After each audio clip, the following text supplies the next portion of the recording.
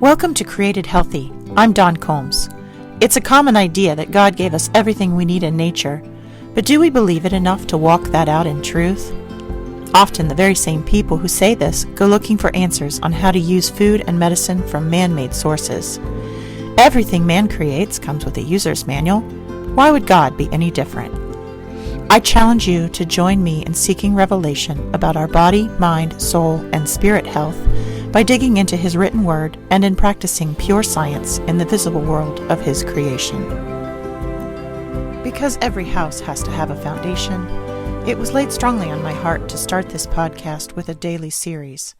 I am using the book, The Bible in 52 Weeks, which you can buy for men or for women. I invite you to read along with me. Welcome back. I'm reading Genesis 16 through 18 today, and this one's pretty personal. The highlights here are Sarai and Abram are dealing with the promise that they are to have a baby. Hagar is brought in as the maid and brings forth a child. We go over circumcision. This is a big one, and it's hard for me not to deal with this entirely, but there's something else I'd like to talk about. Circumcision is definitely something I want to wrap back around, and I'm just going to mention here that the specific language about circumcision is that they are to be circumcised in the flesh of their foreskin. It's really difficult to be circumcised or cut in a circle in flesh that is not there. So the notion that today we are cutting off the whole foreskin, you cannot be marked in a foreskin that is not there anymore. So this is not what we are practicing today in our hospitals. And there's lots of ramifications there in health. And like I said, I'm going to deal with that in a blog post. Sarah is renamed. Abraham is renamed. We start the Old Testament covenant is established here with the bloodline that begins to finally culminate in Jesus. And God visits Abraham and Sarah where Sarah shows her doubt and is called on it. And we hear about Sodom and Gomorrah a lot.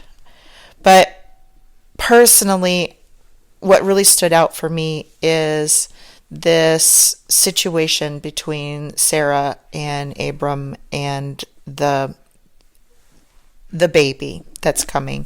So in the last chapter, Genesis 15:6, or in our last podcast, Abraham is counted as righteous. His belief is counted as righteousness because he just believes God when he's told that he's going to have a child. He hasn't had a child. He's really old. Sarah has never been given, or Sarai at this point, has never been given a baby. And they've kind of just given up on that. And this is one of those things that in the ancient world, this is the primary directive, be fruitful and multiply. And we don't have all of the fertility issues that we're seeing now. So it's kind of a mystery why it says her womb is closed. So again, in the last, yesterday's reading, we would have gotten to Genesis 12:3. And Abraham is told, in you all the families of the earth will be blessed. And he hears it, but he doesn't completely understand it. Genesis 15:4, he is told, one who will come forth from your own body shall be your heir. So God gets a little more specific. And I love this because anytime that I've had God show me where I am supposed to walk and what I'm supposed to do, it does go from this very vague to a little more specific, Often I don't really know where I'm going, but if you trust at the very beginning and you just walk forward in that trust, you usually get there. But I love that this is laid out like this. He gets really vague in 12:3 and 15:4. He says, it's going to be your heir, because Abraham's like, oh, okay, well, anybody in my tents then I'll just name them my descendants. And God says, no, you're going to have an actual heir. He's going to come from your body. And that's where we get to 15:6, where Abraham just believes. So he apparently goes back and talks to his wife, and she believes too. She believes so much that she decides that maybe God isn't just going to make something happen. Maybe she needs to be taking action. And in this, oh boy, do I see myself. I see a lot of the mistakes that everybody's making, honestly, but of course I'm looking for myself first. The notion that you believe a promise that God has put out for you, but maybe you need to be doing something to get it to happen. In my own fertility journey, I believed that our bodies are designed to bring forth babies. I believed that promise for myself, and because it wasn't happening, then I fell susceptible to the fertility industry, and maybe I just needed to let them take care of it. Maybe I needed to let them do something, and God was going to bless that. We see, I think, a lot of that in the way that Christians are viewing Western medicine a lot. We believe in the body that was designed to heal. We believe in the promise that our bodies can heal. And so then we think that we need to look around. We need to take action.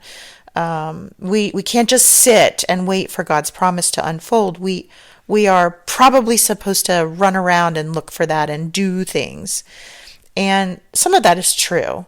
But when we reach out for a solution that will quicken the promise that we believe in, like Sarah does here, we are often reaching for, in this case, Western medicine to solve a healing issue in a way that it's not grounded in the truth of God. So to use medical technologies that are founded on the death of infants, for instance, in order to be healed is not fulfilling God's promise of our healing.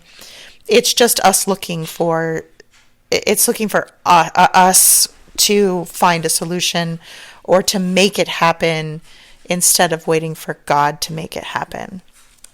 So when I started out on my fertility journey, I didn't know.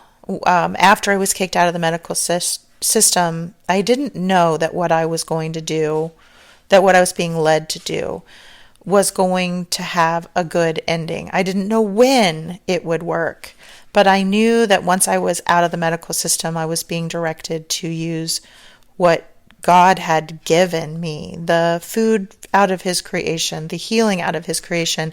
I was using what He had given me to fulfill the promise that I had heard made, and that becomes different when we are stepping every day and following His path towards what the promise is and being patient. Then the answer comes eventually, and of course it does here. God gets even more specific in Genesis 17:16, saying, "I will give you a son by Sarah," to Abraham. And they had already decided to make their own miracle with Hagar, and of course that brings up, we've got two nations now that were birthed out of this that have fought ever since. So trying to go it our own way or to force a miracle, it's not enough to believe God. We have to believe God and then have patience and follow through with the truth that we know He stands in. And when we're talking about healing the body, or in my case, balancing for fertility, when I was trying to force that by reaching out into a system that was founded on things that weren't of God, it didn't get to a good end. It was only when I started to walk in God's truth that I was able to achieve what He had promised. And of course, I had to have a lot of patience. So I think a lot of us are Sarah, and here even Abram, he listened to Sarah. She must have made a really good argument that, I believe that God has told us we're going to have this child, and it's not happening. So maybe we're supposed to do something here.